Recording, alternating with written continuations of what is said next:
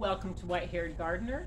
Today I'm going to talk about my favorite tomatoes and the ones I've tried out this year, give you the pluses and the minuses of their growing pattern and what they tasted like. Now this has been rather a rough year for tomatoes. It's been either too wet, too dry, or too hot, which caused a lot of problems with, let's say, mildew and tomato diseases. But I still had some pretty good, production out of a few of these. Now, Baker Creek has my favorite Cherokee Purple. This has always been a consistent, wonderful tasting tomato. It has good size, usually about 1.5 pounds. I mean, these make some nice tomatoes, great for sandwiches. Also, my other supplier, MI Gardener, carries this as well. I would recommend both of these companies. Another large beefsteak tomato, Mr. White-Haired Gardener's favorite, is the Missouri Pink Love App. It's a consistently large tomato, maybe not quite as large as the Cherokee Purple, but it is a very good tomato. He loves them for slicing and sandwiches. A new one we tried this year is Wood's Famous Brimmer. It's about a medium-sized tomato. The flavor was good, and the look of this tomato was really nice. It was smooth, didn't have a problem with cat facing like some of the other heirlooms, but yeah, I would recommend this one as well. Now, MI Gardener has a couple of my tried and true. I believe this is Dr. Whyche is how it's pronounced. It's a big yellow tomato, beefsteak size. It is very good, and the yellow tomatoes are probably a little sweeter than the reds. I would recommend this one every year. And this baby, Mr. Stripey. This is what got me into heirloom tomatoes in the first place. I saw this, it has cute little, yellow and orange stripes on the side, and it tasted really great. And it was actually one of my favorites until I tried my Cherokee Purple. Now, this year, I've also grown some little grape tomatoes. Rosella did quite well, even, in adverse conditions. It grew a ton of tomatoes. My only beef with that is that if you kept them on the vine even just a little bit too long, they'd start to split.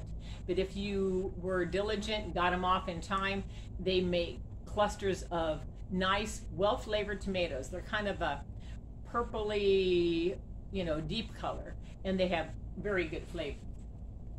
Tommy Toe, Tommy Toe has always been a favorite. He makes a little larger size. Now, he's rather slow to get going, but once he does, he takes right off, and a very, very good tomato. I didn't have as much luck with Riesentraube this year. Yes, Mr. White-Haired Gardener? Terribly sorry for interrupting everybody, but you need to hold them from the side, hon, because you're covering up the name when you get ready to show them off to everybody. Okay, here we go. Tommy Toe. There you go. Rosella. Hey, I'm just trying to help a sister out. No, here, you're good. You're good. Riesentraube. Now, Riesentraube would almost make what I would consider more of a paste tomato. The flavor was okay. The texture I wasn't in love with, and it didn't really produce much this year. But granted, take everything like this with a grain of salt, because this was, as I mentioned, a very tough year for tomatoes of all kinds. Now, that little orange hat that only grows about 1 foot tall, he was cute, and it's got some perky little tomatoes on there. I think this is more of a novelty. But it is fun, and I'm going to be growing this in the winter time. And then the last one, this was a new one I tried this year, Barry's Crazy Cherry. Yeah, and if you don't like small tomatoes, don't grow this, because you will get thousands of them. Oh yeah, I got tons of them, but I have to admit that it was impossible to stop those branches from breaking because we had so many tomatoes. No matter how much I tied them up, the tomato branches would just snap. Yeah, the weight of them was it was ridiculous. Yeah. And they were okay. The production was They were, yeah. You know, I mean, you really got to love having, Yeah. cherry tomatoes on something, because these things have to be culled quickly. Oh yeah, and they're good in salads, a very mild taste and stuff. But I probably won't be growing them this year because I lost as many tomatoes as I grew, just because I just couldn't keep up with the weight of them. But that's what I've grown this year. I've had a few other tomatoes, but that's all I've got seed packets for to show you.